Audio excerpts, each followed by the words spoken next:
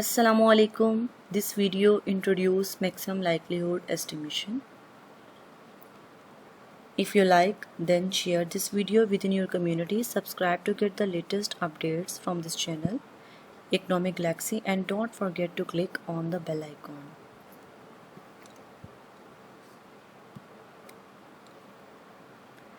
Introduction. The principle of maximum likelihood estimation, originally developed by R.A. Fisher in the 1920s, states that the desired probability distribution is the one that makes the observed data most likely, which means that one must seek the value of the parameters vector that maximize the likelihood function. The resulting parameters vectors, which is sought by searching the multidimensional parameter space, is called the MLE estimate. Basic idea of maximum likelihood estimation is a method to find the most likely density function that would have generated the data. Thus, MLE require you to make a distributional assumption first.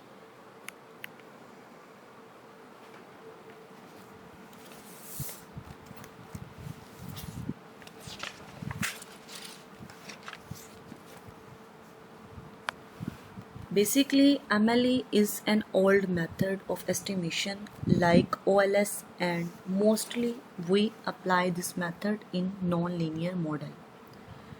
Non-linearity जहाँ पर हमारे पास models में होती है, हम उस technique MLE उसको apply कर सकते हैं. हमने मेथड ऑफ MLE को चेक करना है. हम इस मेथड को अप्लाई कैसे करते हैं, इस मेथड की वर्किंग कैसे होती है, और फिर स्पेसिफिक हमारे पास यहाँ पर जो मॉडल है डाइकोटमियस डिपेंडेंट वेरिएबल या मल्टीनोमियल मॉडल्स या फिर ऑर्डिनल वेरिएबल्स हैं, उसमें ये मैक्सिमम लाइक्लीहुड एस्टिमेशन कैसे यूज़ होता है. बेसिकली जब हम OLS की बात करते हैं, ordinary least square method. What is ordinary least square method? In OLS we minimize the sum of square of error and then we, और तब हमारे पास बीटा 1 और बीटा 2 की वैल्यूज़ आती हैं. We are maximizing the likelihood. Likelihood को हम maximise करते हैं तो जो वैल्यू आती हैं that are called the maximum likelihood estimation. The principle of maximum likelihood estimation, originally developed by R.A. Fisher in the 1920s as stated above. This method states that the desired probability distribution is the one that makes the observed data most likely. You are observing the data. Issue ये है basically आप data को observe कर रहे हैं. आपने data को observe कर लिया, अब आपने देखना है और अंदाज़ा लगाना है, ये एस्टिमेट करना है कि किस डिस्ट्रीब्यूशन से आया है, इसकी डिस्ट्रीब्यूशन कौन सी है, किस डिस्ट्रीब्यूशन ने ये डाटा दरअसल जनरेट किया है.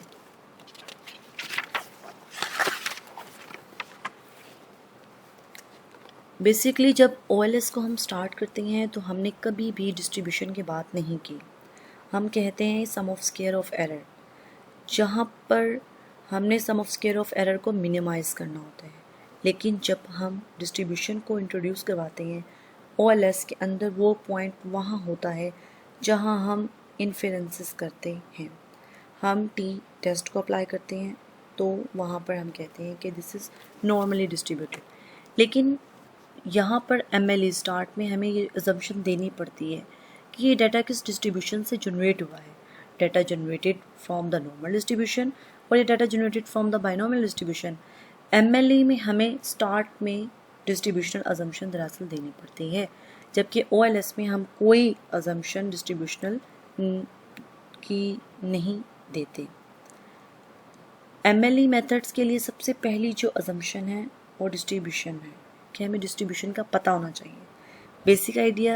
The basic idea of method of maximum likelihood estimation is that the most likely density function that would have generated the data, कि आपने डाटा को देखकर उसके डिस्ट्रीब्यूशन या डेंसिटी फंक्शन का अंदाज़ा लगाना है कि जिसने ये डाटा दरअसल जनरेट किया है.